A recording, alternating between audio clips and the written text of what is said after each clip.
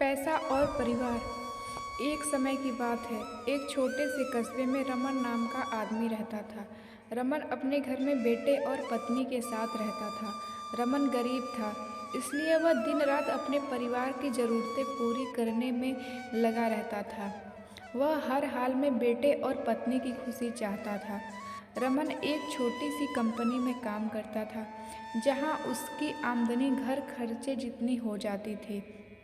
लेकिन फिर भी रमन कंपनी वाला काम खत्म करके दूसरी जगह जाया करता था, ताकि कुछ और पैसे कमा सके। काम में व्यस्त होने की वजह से वह अपने परिवार को समय नहीं दे पाता था। रमन 24 में से 15 घंटे घर से बाहर काम में निकाल देता था। रात को देर से आता और सुबह जल्दी चला जाता था। इस तरह कुछ दिन बीतते गए। एक दिन रमन की पत्नी ने उससे कहा कि आप पूरे दिन काम करते हैं और हमें समय नहीं देते हैं। वैसे भी हमारा खर्चा आराम से निकल जाता है, तो आप इतनी मेहनत क्यों करते हो? हमारे पास जितना है उसी में हमें खुशी रहना चाहिए।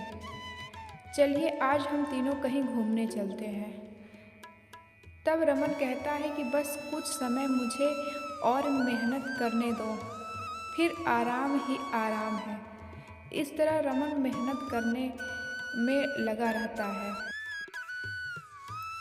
उसका बेटा भी उससे अक्सर कहता रहता था कि पापा आप मेरे साथ खेलो, बैठो और मुझसे बातें करो। लेकिन रमन हमेशा काम के लिए कहकर कभी उसे समय नहीं दे पाता था।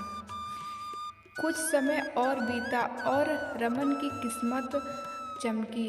रमन की नौकरी जिस कंपनी में थी, अब उसका मालिक रमन को मैनेजर बना देता है, क्योंकि रमन काफ़ी समय से वहाँ काम करता था और अब वह मालिक का विश्वास पात्र बन गया था। मैनेजर बनने के बाद रमन बहुत अमीर हो गया।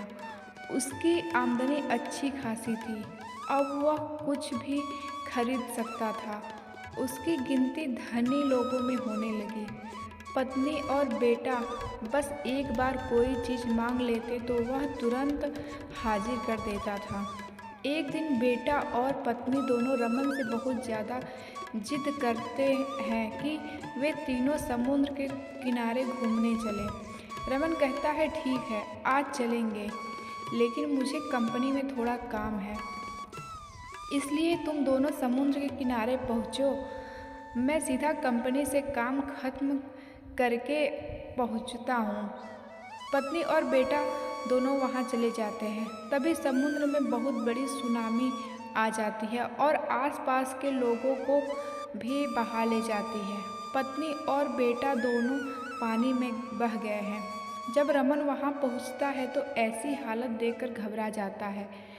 उसने हर जगह देखा, लेकिन कहीं सब कुछ नष्ट हो चुका था। उसे यकीन हो गया कि उसकी पत्नी और बेटा भी बह गए।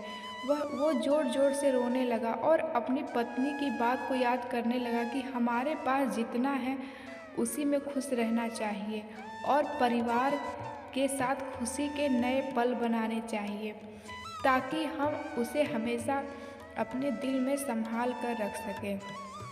पैसों का क्या है, कभी होंगे कभी नहीं होंगे।